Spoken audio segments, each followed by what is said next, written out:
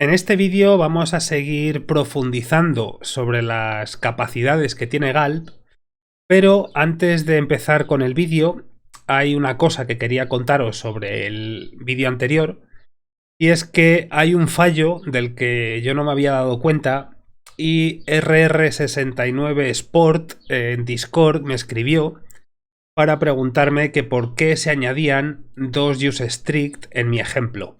Él lo estuvo probando y cuantos más archivos utilizaba, más useStrict se le añadían. Entonces me preguntó y yo no sabía por qué estaba pasando, y después de buscar un poco me di cuenta que era por el concat. Este concat lo estamos poniendo al final, y eso implica que después de hacer todo eso, él concatena los archivos que ha encontrado. Por lo tanto, añade un useStrict por cada uno que concatena. Entonces la solución es tan simple como colocar esto en la segunda línea. Primero concatenamos y después hacemos el resto de operaciones. Con esto, si ejecutamos... Bueno, voy a guardar, que si no, no va a pasar nada. Vamos a ejecutar galp babel y este useStrict va a desaparecer. Tan simple como eso. Otra cosa que me he dado cuenta es que aquí estábamos poniendo el preset de BabelEmp, pero en realidad, si no lo utilizamos, él va a buscarlo en BabelRC. Entonces, lo podéis dejar aquí o simplemente lo podéis eliminar. Yo lo voy a eliminar para tener un código más limpio y de esta forma conseguimos exactamente lo mismo. Si yo me cargo este contenido, guardo y vuelvo a ejecutar galp babel, tenemos el resultado tal cual, no hay ningún cambio. Así que después de esas dos modificaciones vamos a empezar con lo que os quiero contar hoy, que es cómo trabajar tanto con HTML como con CSS. De HTML no puedo contaros mucho porque hay muy pocas mejoras que se le puedan hacer al HTML, pero en cuanto a CSS os voy a enseñar uno de los mejores plugins o de las mejores librerías que existen para trabajar con CSS de una forma muchísimo más cómoda y obteniendo un resultado muchísimo más optimizado para todos los navegadores. Así que vamos a empezar. Lo primero va a ser instalar nuestro módulo para trabajar con HTML, así que vamos a copiar esta línea de aquí, la pegamos y lo instalamos. Vamos a hacer aquí la importación para trabajar con ello. Import HTML min from galp HTML min. Vamos a copiar la tarea, esta de Babel, y la vamos a poner aquí arriba, simplemente para ahorrar tiempo. El src y todo eso se queda, pero estas dos partes para HTML no hacen falta. El source de donde va a coger los datos, pues va a ser simplemente src y cualquier archivo que sea HTML. Y en cuanto al destino, pues va a ser directamente en public, así, tal cual. Para la tarea de HTML vamos a utilizar el módulo con el .pipe y el módulo es htmlmin, es una función y como parámetro recibe las opciones. Aquí os he dejado el link de todas las opciones que tenéis y si miramos tenemos todas estas opciones que le podemos añadir. La mayoría son booleanos y solo habría que poner el nombre, dos puntos y true o false. La mayoría vienen a false por defecto, así que simplemente sería poner el true. Yo voy a poner el ejemplo solo con dos opciones, que son las que más he utilizado yo, pero os animo a que le echéis un vistazo por si encontráis alguna que a vosotros os cuadra más. Aquí vamos a abrir un objeto y aquí dentro vamos a poner collapse white space, que la tenemos aquí. Esta la vamos a poner como true y la otra que vamos a utilizar es remove comments y esto lo vamos a poner a true también. Con esto vamos a quitar los espacios en blanco y los comentarios. Vamos a crear aquí en src un HTML súper simple, index.html. Construimos esto, voy a poner un comentario. Y debajo, por ejemplo, un enlace que no vaya a ningún sitio y que diga link to nowhere. Y he puesto una W de más. Ahí. Vamos a guardar. Y una vez que tenemos esto, solo nos queda darle nombre a la tarea. Y en lugar de Babel vamos a poner HTML min, por ejemplo. Y ejecutarla. Vamos a poner aquí galp HTML min. Termina y en public se ha creado este index.html. Vamos a ponerlo aquí y como veis ha desaparecido tanto el comentario como el resto de espacios. Tenemos todo en una sola línea y esta es la forma más óptima que tiene el navegador de leer el HTML.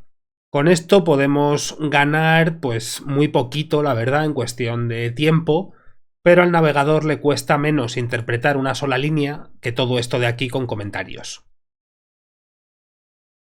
Y hasta aquí la optimización de HTML. Vamos a cerrar esto y vamos a pasar a la de CSS, que es bastante más gorda y tiene más chicha.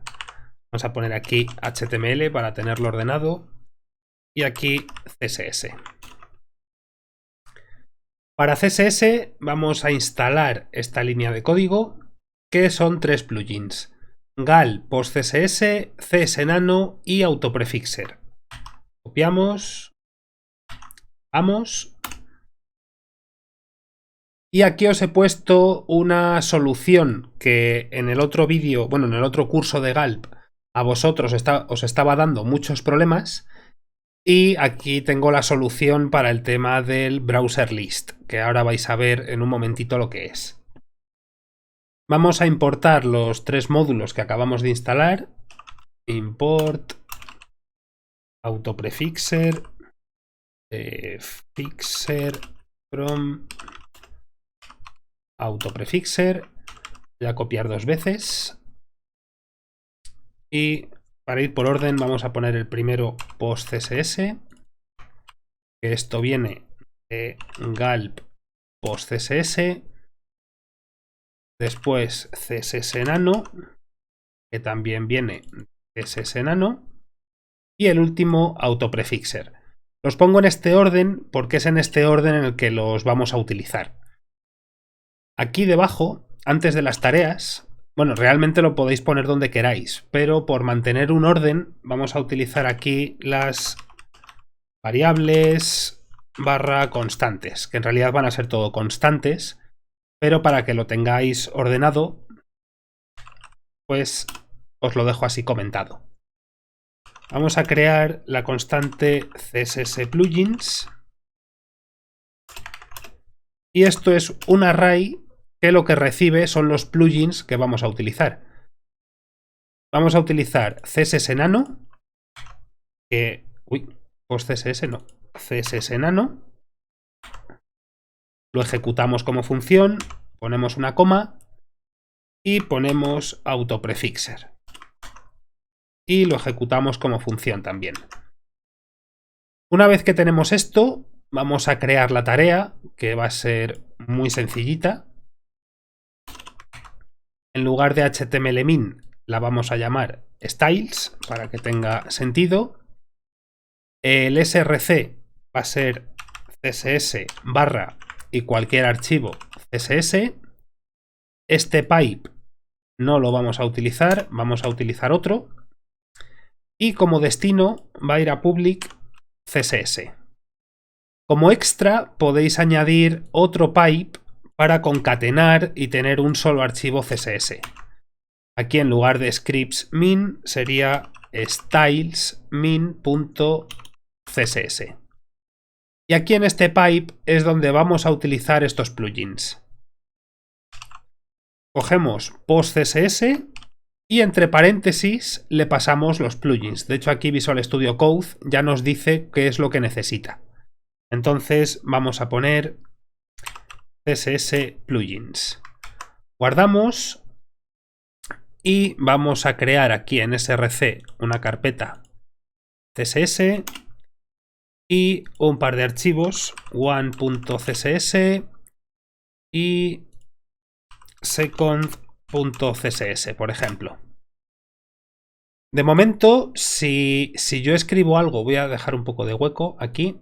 Si yo escribo aquí, por ejemplo, body y le ponemos un background color red y ejecutamos la tarea con gulp styles, pues lo único que va a hacer es minificar el código.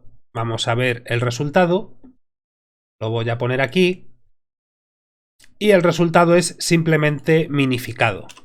Si ponemos algo que necesita prefijos, como por ejemplo display flex, y guardamos, volvemos a ejecutar la tarea y lo único que va a hacer es minificar. Si hemos puesto autoprefixer es porque queremos que nos añada los prefijos. Pero es que autoprefixer necesita saber para qué navegadores tiene que añadir los prefijos, porque en función de cuántas versiones atrás nos vayamos, pues hacen falta unos u otros. Para ello, tenéis aquí el archivo que hay que crear, que es browserlist.rc. Voy a copiarlo para no escribirlo mal. Y aquí en la carpeta raíz vamos a crear el archivo browserlist.rc.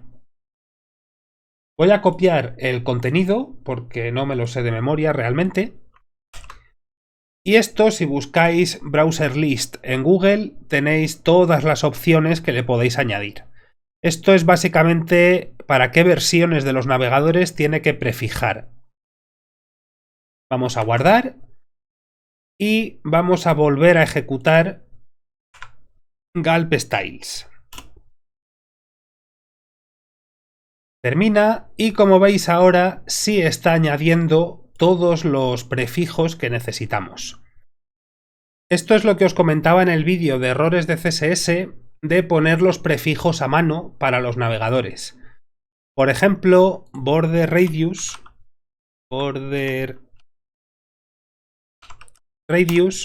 hasta hace un año o dos necesitaba prefijos. Y ahora aquí ponemos 20 píxeles y ejecutamos nuestro gulp styles. Como veis, no añade prefijos porque ya no hacen falta. En el caso de que tuviéramos un código con los prefijos añadidos para border radius, simplemente ejecutando esta tarea se quitarían los prefijos.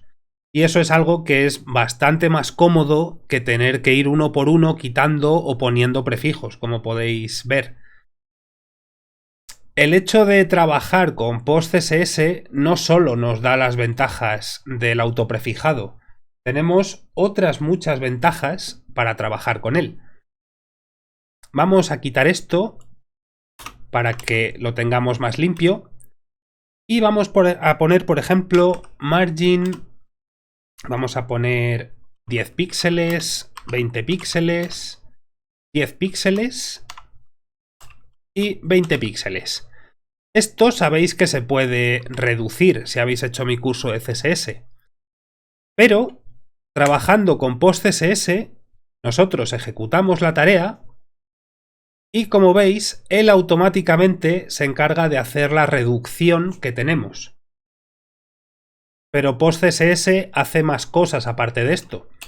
Si nosotros ponemos aquí, por ejemplo, el color red y por debajo lo volviéramos a poner, por ejemplo, color red, que este es un ejemplo muy tonto, pero imaginaos que a una clase le estáis aplicando un color o un estilo y unas líneas después o en otro archivo se lo volvéis a aplicar porque os habéis confundido simplemente.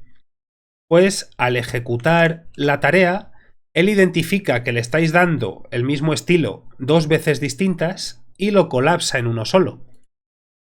Si, por ejemplo, tuviéramos box y aquí le diéramos, por ejemplo, un display flex, y por debajo a otro elemento, vamos a poner punto another box o box2 para que sea más simple. A box2 le decimos display flex otra vez. Aquí estamos repitiendo. Si nosotros ejecutamos Gulp Styles, él automáticamente junta esos selectores para dejar un código muchísimo más limpio y más fácil de comprender para el navegador. Para cerrar el vídeo, lo que voy a hacer es añadir los watchers. Esto ya no me hace falta.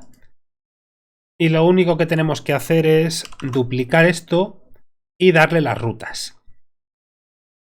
HTML está directamente en src. Vamos a poner aquí HTML.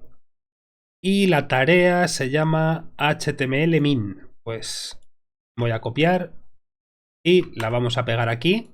Vamos a ponerla por orden también.